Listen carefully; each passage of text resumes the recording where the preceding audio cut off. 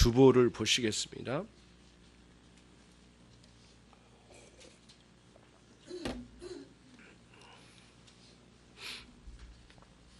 주보 가지고 있어요? 다? 안 가지고 있잖아. 한 사람이 가져가면 되지.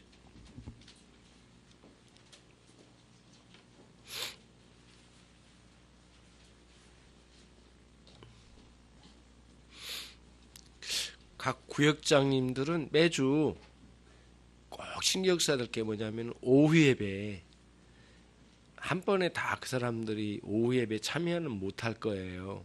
제가 알죠. 그러나 오후 예배 때 한 사람이라도 어떻게 더 들어올 수 있도록 그렇게 해주시고 마음에 작정하도록 늘 이렇게 세워주셔요. 그래서 오후 예배 말씀이 사실은 굉장히 우리 신앙의 중요한 기본적인 내용들인데 자꾸 놓쳐요.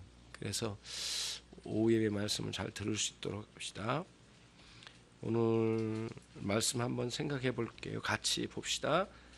오늘의 교리문답 소요리문답 제36문 금생에서 칭의, 양자, 성화됨을 깨닫고 그 세 가지를 바라봄으로써 얻어지는 유익이 무엇입니까?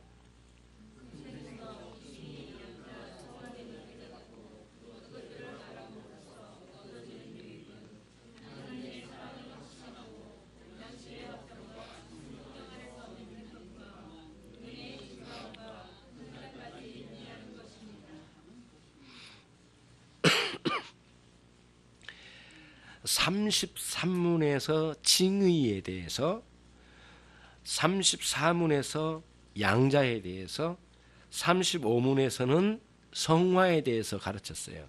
그렇죠. 이제 오늘은 36문으로 와서 그러면 칭의, 양자, 성화 이 세 가지의 아주 중요한 이 세 가지 요소가 참된 신앙을 소유한 사람들에게 있다는 거예요. 이 세 가지가 이런 역사가 일어났다는 거예요. 하나님께서 이루어 가신 거죠. 칭의, 너는 의로운 자다. 너는 불의한 자였지. 이제는 예수 그리스도를 믿음으로 너는 의로운 자야라고 하는 하나님과 우리 사이의 관계에 큰 담을 허물어서 하나님과 관계 형성을 하실 때 첫 번째가 의롭다 칭해 주심이에요. 네, 의롭다 칭해 주심이에요. 큰 죄인이 자기 죄값을 치르지도 않고 살인마가 길거리에 돌아다닌다면 여러분들은 신고를 할 거예요. 나라는 검찰이나 경찰을 동원해서 바로 체포해서 죄값을 치를 거예요. 왜? 자기 죄에 대해서 죄값을 안 치루었기 때문에, 불의하기 때문에 그래요. 모든 인간은 하나님을 배신했어요. 그래서 아담과 함께 하나님 앞에 살아갈 수 있는 사람으로 살 수 있도록 제일 먼저 그리스도를 통하여 죄값을 치루어 그 그리스도를 받아들이고 믿는 사람들에게는 하나님 받아들이실 수 있는 길을 열어놓으셨는데, 그 길을 여신 그 작업이 뭐냐? 너는 의롭다. 왜? 그냥 의롭다가 아니에요. 그리스도를 믿음으로 말미암아. 이렇게 얘기해 주신 거예요. 그게 칭의예요.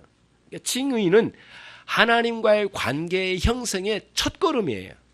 칭의는.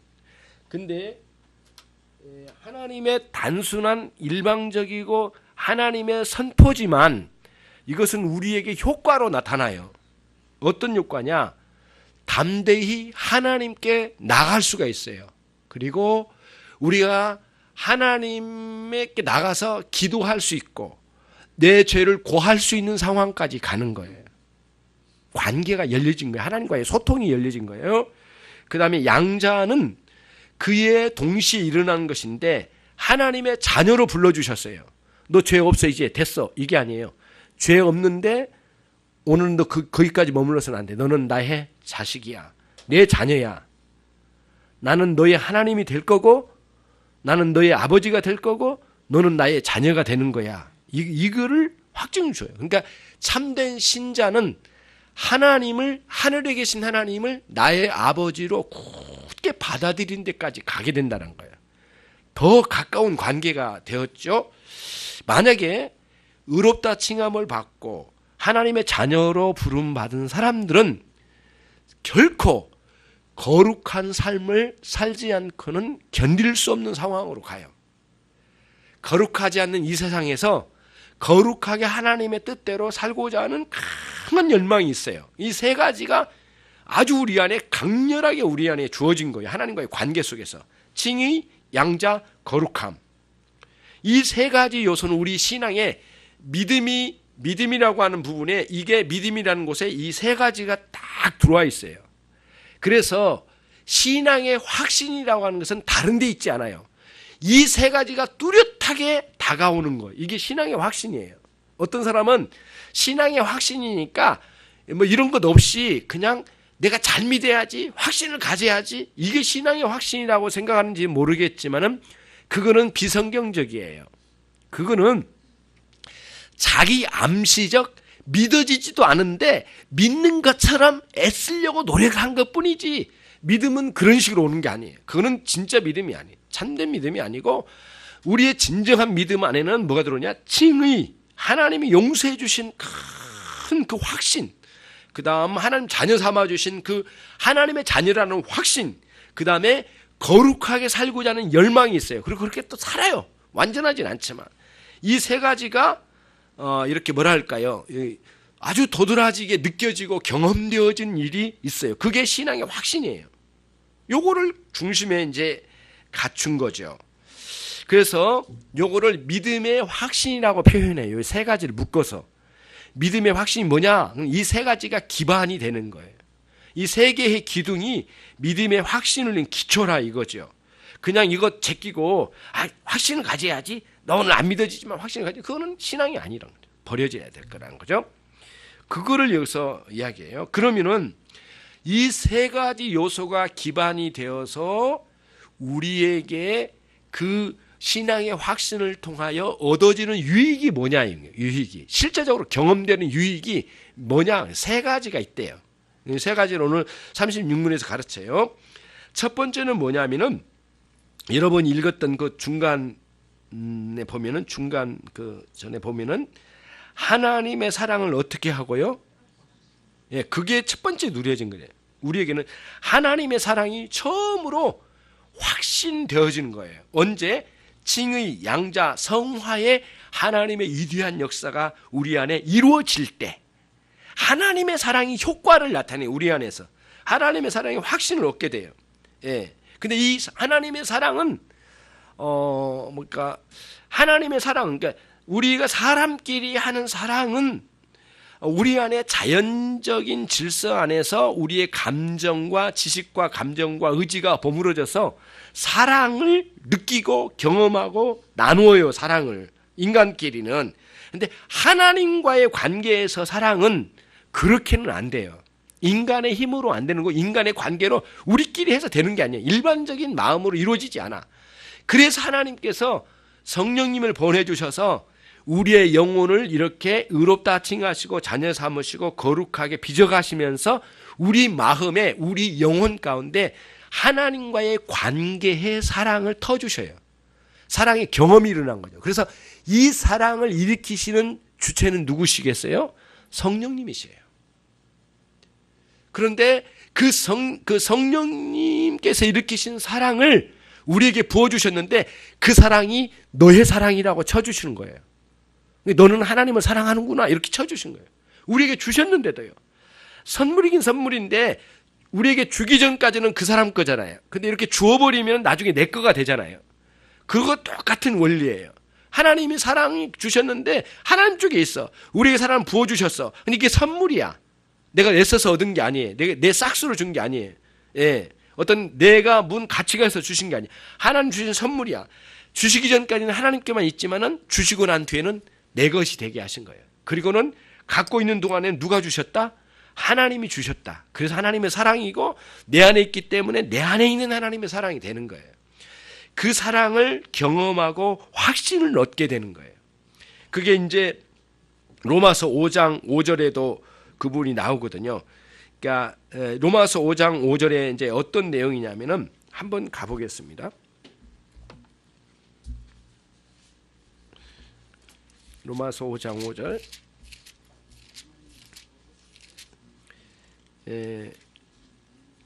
같이 한번 읽겠습니다. 시작. 소망이 부끄럽게 아니함은 우리에게 주신 성령으로 말미암아 하나님의 사랑이 우리 마음에 부은 바 됨이니. 하나님 부어주신 거예요. 성령을 통하여 부어주셔요. 그러니까 놀라운 거는 뭐냐면은 왜 그렇게 내가 신앙에 있어서 신앙생활을 오래까지 하는데 오랫동안 이렇게 하는데 하나님을 향한 뜨거운 사랑이 없는가? 성령께서 안 부어주셨기 때문이에요. 그러면 여러분은 왜 저 사람은 주고 왜 나는 안 주셨는가? 하나님의 사랑을 구하셔요. 성령의 풍성한 사랑을. 그리고 나를 구원하신 하나님, 내게 이렇게 나를 의롭다 칭해 주시고 하나님 자녀 삼아 주시고 거룩하게 빚어 가시는데 하나님의 사랑으로 충만케 해 주옵소서. 뜨거운 열정을 경험하게 하옵소서. 이런 그 구하는 것이 굉장히 중요해요. 기도 중에 매일 기도해요. 하나님 그 놀라운 사랑을 주셔요. 그러면 우리의 삶의 목표나 목적이나 이것이 선명해지고요. 모든 일에 만사에 열정이 생겨나. 열정이. 왜 해야 되는지도 알겠고 목숨을 걸고 막 열심히 뛰어다니는 거예요. 열심히 하나님을 섬겨갈 수 있어요. 가치 있는 삶을 살기 시작해요. 처음으로 그때부터. 여러분들에게 그 사랑이 아주 풍성하게 경험되기를 바랍니다.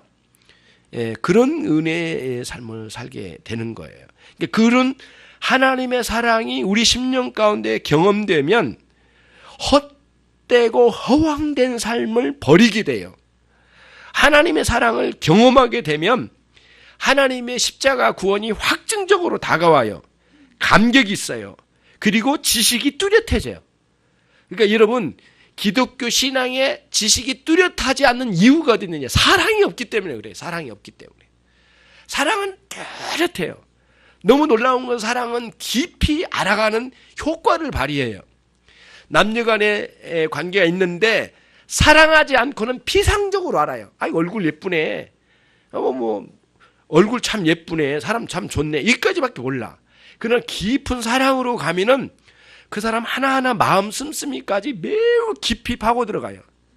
그거를 느껴요. 그리고는 그걸 너무 좋아해요. 내게 마음에 들고 그러면은 그런 사랑을 나눌수록 그 사람에 대해서 경험적 지식으로 막 들어가는 거예요. 자꾸 만나면 더 경험돼지고 그러잖아요.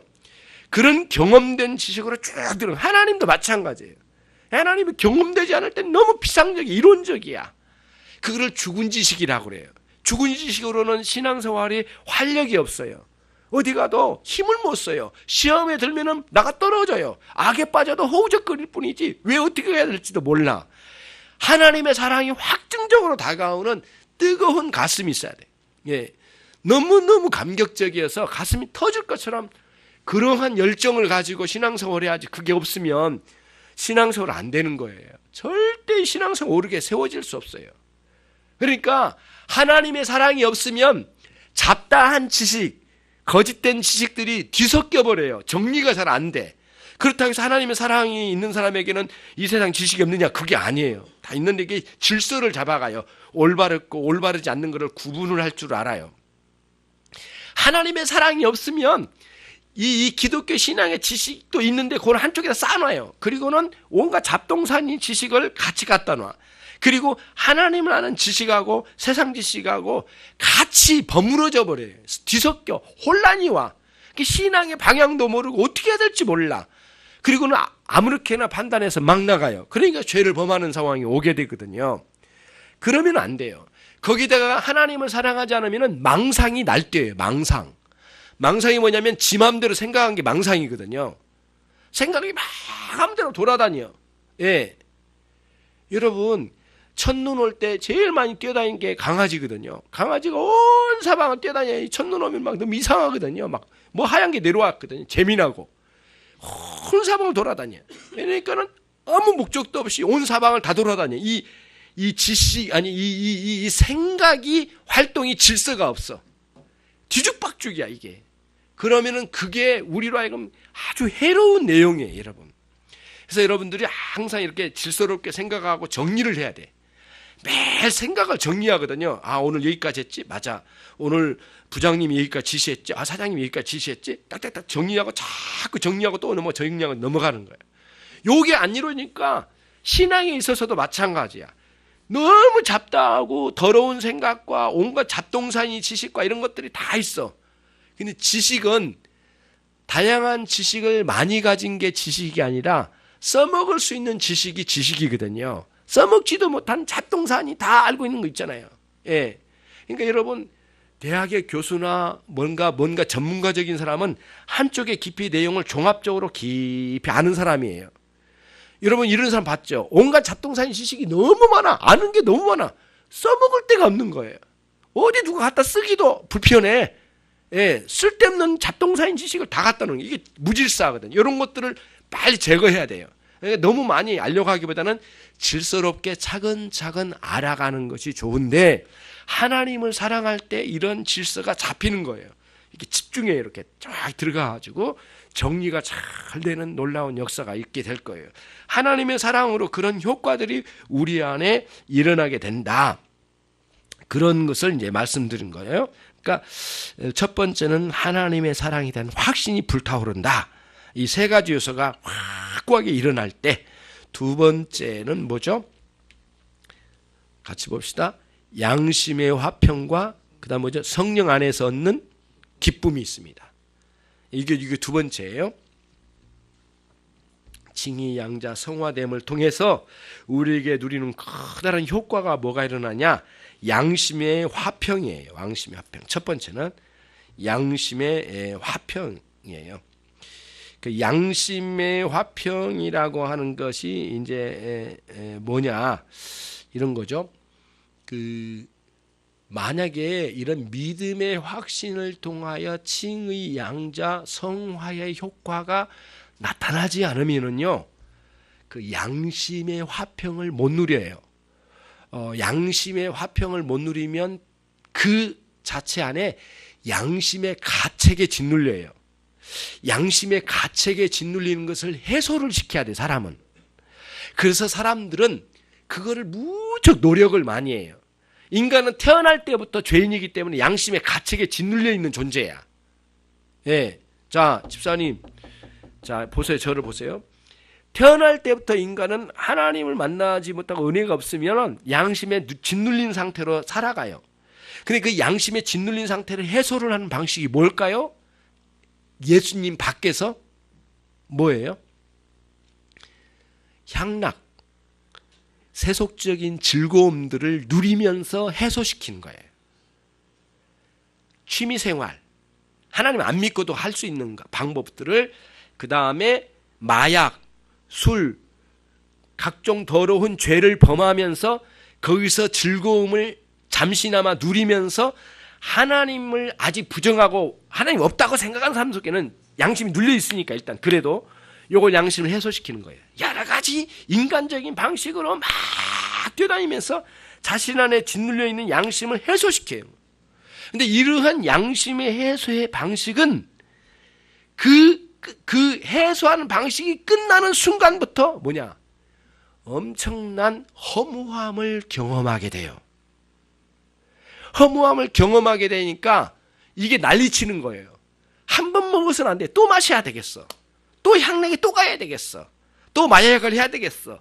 내가 취미생활 다 깊이 들어가야 되겠어. 예, 더 깊이 그쪽으로 가는 거예요.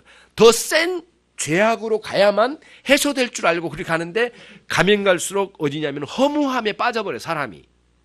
그러니까 지독한 허무함에서 막 허우적거려버리는 상황으로 가게 돼요. 근데 그게 반복되는 해소의 방식으로 하면 그게 또 굳어져요. 그러니까 술을 마신 사람은 반복되면은 술에 나중에 인이 배겨버려요. 그러면은 이제 술에 더 많이 찌들어버리는 것으로 이제 가버린 거예요. 그래서 사람들이 죄악에 굳어져 버리는 현상으로 간 이유가 거기 있어요.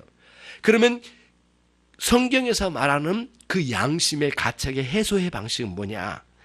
하나님 앞에 와서 용서의 은혜를 경험해야 돼요. 회개를 통하여 예수님을 받아들여서.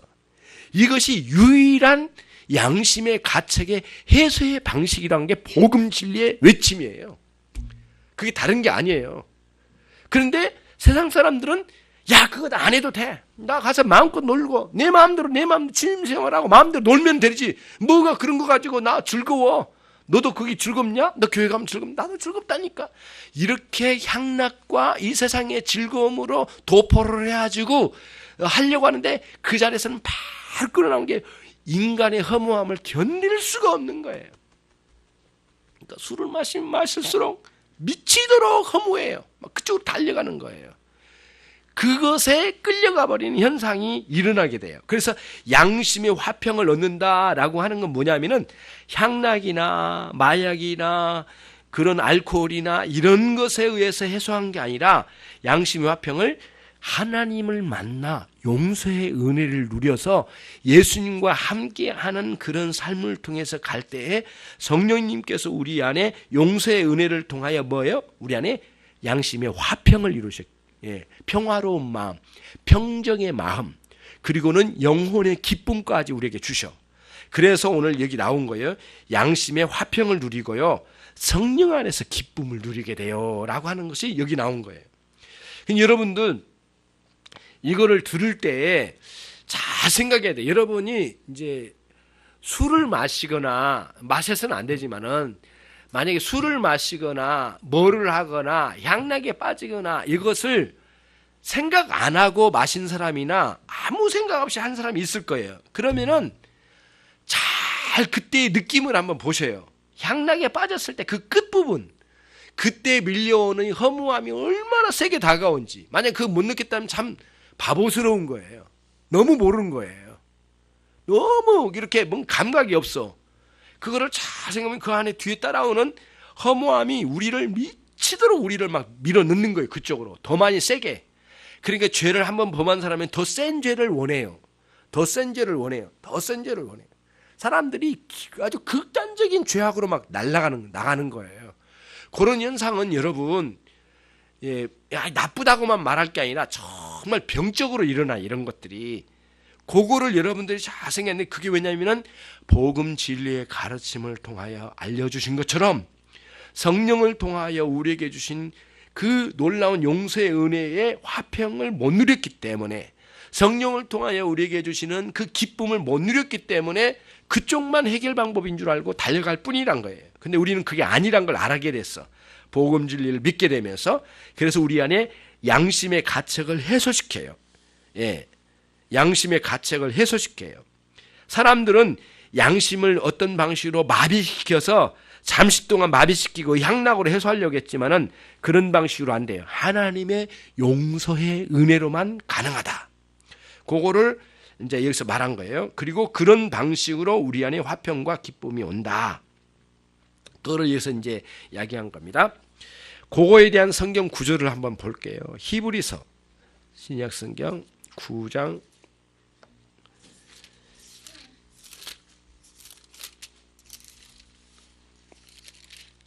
히브리서 9장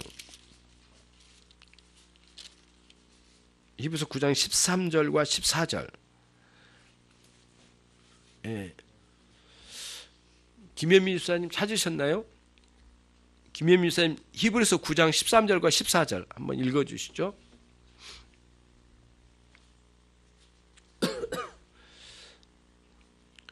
(13절과 14절)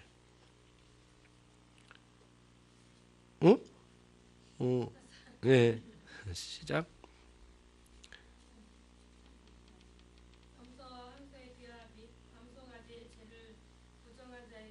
자, 잠깐만. 자, 천천히 합시다. 염소와 황소의 피 및 암송아지의 죄로 부정한 자에게 뿌려. 그러니까 죄인이 재물을 가지고 왔어요. 그렇죠? 그렇죠? 근데 그 피를 그 가지고 온 그 사람에게 뿌린다 이거예요. 죄가 있는 사람에게. 그러니까 자기가 죄가 있다고 지금 가지고 왔잖아요. 재물을 뿌려. 그다음 예, 육체를 정결케 하는데 그 의식이에요. 요거는 뿌리는 건 의식입니다.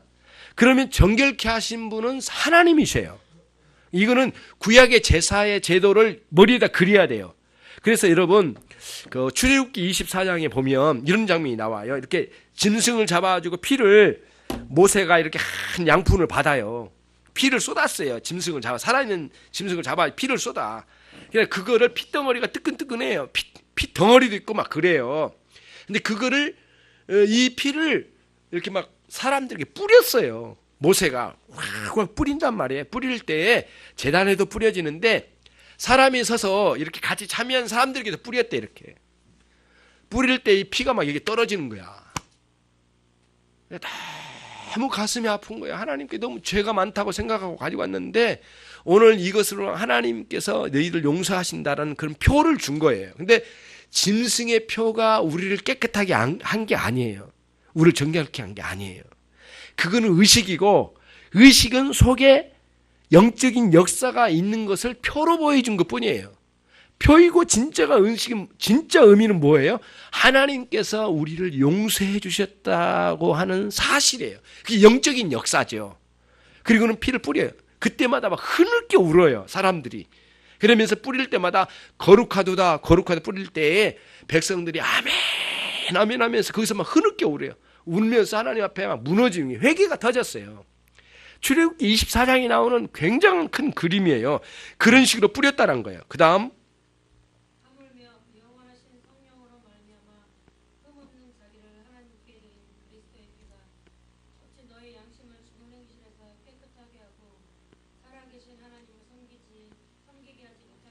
예, 오늘은 이제 14절은 그게 구약에서는 그 의식으로 하나님의 용서를 표를 했죠. 이제는 그런 표를 할 필요가 없어. 왜? 성령님께서 직접적으로 예수 그리스도의 피를 가지고 여러분의 양심 속에다 뿌린다는 거예요. 아까 그 양심 무슨 양심? 양심의 가책에 눌려있는 양심. 성령께서 그 양심을 회복시켜 주신 거예요. 이렇게. 어떻게 해요? 그리스도를 믿는 믿음 안에 뿌려주신 거예요. 성령님의 역사하심이에요. 그러니까 2000년 전에 죽으신 그리스도의 보혈의 피 흘리심이 영적인 의미에서는 오늘 여기에 여러분의 가슴에 성령이 뿌려주시는데 여러분 양심 가운데 뿌려주신 거예요. 이건 영적인 역사예요. 그걸 어떻게 설명을 다 할 수 있겠어요? 저는 못하겠어요. 신비롭게 이 역사가 일어나는 거예요. 그러니까 시간과 공간을 초월하여 역사하신 성령님의 역사하심이 직접적으로 있는 거예요. 그거를 받아들이 믿는 역사가 있어야 돼. 여러분들이 이거를 이런 게 있구나. 그러면 나에게 이런 역사가 있었으면 좋겠다. 간절히 소망한 마음으로 그리스도의 보혈의 피를 여러분 가슴에 뿌리는 역사가 있어야 돼요. 여러분들에게 이 양심의 가책에 눌리는 것을 풀어주시고 화평케 하시고 기쁨으로 충만케 해주신 역사가 우리 안에 일어난다는 거예요. 그런 역사가 실제적으로 경험되는 게 신앙생활이에요. 이런 은혜의 세계가 있어야죠. 왜 나에게는 없느냐 이거예요. 여러분들이 믿음으로 주님 앞에 나가야 되지 않겠느냐 이거예요. 그리고 하나님께서 여러분들에게 부어주셔야 되지 않겠어요? 구해야 된단 말이죠. 정말 이게 사실이라면 내게도 일어나기를 원하는 마음 말이죠. 그렇게 되기를 바랍니다. 마지막 세 번째입니다. 다시 이거 주보로 옵니다. 은혜의 증가함과 그 다음 뭐죠? 끝날까지 인내하는 것입니다. 됐습니다. 은혜의 증가함과 그 다음 인내하는 것입니다. 무엇이? 칭의 양자 성화됨을 바라보거나 새롭게 경험되어질 때마다 늘 묵상하고 그 은혜의 역사가 그 효과로 결과로 너는 은혜의 역사가 우리 여러분 안에 은혜가 뭐예요? 증가하는 역사가 일어난다. 그 다음에 뭐예요? 이 끝날까지 인내하게 해주신다. 두 가지 요소가 있어요. 자, 그러면은 이런 거예요. 만약에 참된 신앙이 있는 사람에게는 반드시 은혜가 증가하는 거예요. 어떻게 증가하느냐? 이런 거예요. 여러분들이 이런 인식이 이제 있을 수 있어요. 내 교회 갔는데 지난주나 이번 주나 반복적인 예배가 아닐까? 최악의 상태에 그게. 지난주하고는 다른 오늘 또 은혜가 새롭게 일어나야 돼. 그러기다가 은혜가 지난주보다 더 증가되어진 거예요. 확증되어진 거예요. 근데 이 은혜는 반드시 두 가지 요소로 다가와요. 어떻게 요소가 다가오냐? 하나는 은혜는 두 가지 요소로 다가오는데 하나는 뭐냐면은 하나님을 아는 그 지식, 하나님을 아는 알미 증가돼요. 하나님 더 많이 알고 죄에 대해서 알고 신앙에 대해서 알고 신자의 삶에 대해서 알고 이 세상 진리에 대해서 알아가. 이 알아가는 지식이 뚜렷하거나 증가해. 지식이 쌓여져가. 그 다음에 또 하나는 뭐냐면은 하나님의 놀라운 사랑이 증가해. 은혜는 두 가지 요소가 우리에게 다가와야 돼요. 은혜가 올 때 오늘 느낌 좋았어. 그거는 안 돼. 이렇게 느낌 너무 감동적이고 그렇게 사랑으로 느껴진 것도 있지만 또 하나는 뭐냐면 뭔가 깨닫는 게 있어야 돼. 두 가지가 같이 가야 돼. 예. 두 가지가 같이 가야 되거든요. 그것이 안 주어지면 안 돼요. 그러니까 불을 뗄 때 뗄감도 있고 불도 붙여져야 돼. 뗄감이 계속 지식적으로 쌓여져 가고 불도 계속 타올라야 돼. 사랑. 뗄감과 이 재료와 불길이 같이 타오르는 그런 신앙생활 해야지. 어떤 사람은 장작만 많이 쌓아놓고 불을 못 붙여. 또 어떤 사람은 한번 불 붙이고 지식은 없어. 장작이 없어. 한번 후루룩 하고 없어져. 지푸라기처럼. 그런 신앙이 양쪽 다 결점이 있는 거예요. 두 가지 같이. 하나님을 잘 알아가는 지식과 불길과 같은 하나님의 사랑이 같이 증폭을 이루어야 돼. 이게 은혜의 증가예요. 그래, 은혜의 증가가 우리 안에 일어나는 거예요. 그래서 사랑의 확장이 일어나고 인격의 성숙이 일어나고 이렇게 순종과 믿음이 성장하는 그런 놀라운 일들이 우리 안에 일어나게 되는 거예요. 마지막입니다. 마지막. 하나님은 은혜의 증가함과 그 다음 뭐라겠죠? 끝날까지 인내하는 것이다. 신앙의 인내의 세계가 일어나기 시작해요. 여러 가지 고난과 어려움 속에. 그것을 우리는 한문으로 성도의 뭐라고 하죠? 견인이라고 그래요. 견인. 견인의 의미는 견인이라는 단어는 두 가지가 있는데요. 이렇게 있어요. 자, 보세요. 자동차 주차를 잘못해 놨어. 걸어가지고 끌고 가는 의미의 견인의 의미가 있어요. 이렇게 끌고 간다 할 때 견인. 근데 여기서 말하는 견인은 그게 아니에요. 여기서 말하는 견인은 견자가 견고할 견자더라고요. 견고한 견자에다가 뭐예요? 또 하나는 인내할 인자예요. 참을인자. 참을인과 견고할 견자예요. 견고하게 참아낸다라는 뜻이 견인이에요. 원래 한문 용어가. 그러니까 어려운 상황이 많아요. 신자의 생활에는. 예. 비도 오고 눈도 올 때가 있잖아요. 추울 때도 있고 따뜻할 때가 있는데 그런 상황을 끝까지 인내하는 놀라운 효력을 발생시켜요. 그러한 효력을 발생시키는 성령님의 놀라운 역사가 우리 안에 일어나게 되는 것이에요. 그러면서 우리 측면에서는 신앙적인 노력이 있고 하나님 측면에서는 은혜를 공급하는 측면이 있어요. 하나님의 은혜 공급과 우리 인간의 노력이 함께 여기서 어우러진 거예요. 그거를 또 하나님께서 우리 것이라고 쳐주셔요. 너무 기뻐하셔요. 거기에 상급으로 주셔요. 이 일이 끝까지 이루어져 가는 거예요. 그래서 예수님께서 요한복음 10장 28절 이 말씀하셨어요. 내가 주는 영생은 끝까지 너에게 영생이 주어지리라. 그리고 끝날까지 너희는 멸망치 아니하고 너에게 구원을 준 너희들은 그 구원을 어떤 누구도 빼앗아갈 자가 없느니라. 예수님 말씀하셨어요. 진정한 의미의 칭의, 양자, 성화의 참된 신앙을 가진 모든 사람에게 여러분들에게 그러한 36문에 해당되는 신앙의 견고함이 일어나기를 주님의 이름으로 축원합니다. 그렇게 되시기 바랍니다. 기도하겠습니다. 하나님 아버지, 이 시간 참다운 신앙의 확신 속에 있는 칭의와 양자와 거룩함, 이 세 가지 요소의 바탕을 둔 온전한 신앙의 큰 유익을 주신 것에 대해서 세 가지로 배웠습니다. 각 심령들이 이러한 놀라운 효과를 누릴 수 있도록 하나님 복 주시옵소서. 참다운 복음 진리 안에 성숙된 성도들이 되게 하여 주옵소서. 한 주간도 하나님 이 진리 안에서 성장하는 모든 성도들이 되도록 이끌어 주시옵소서. 예수 그리스도의 이름으로 기도 올리옵나이다. 아멘.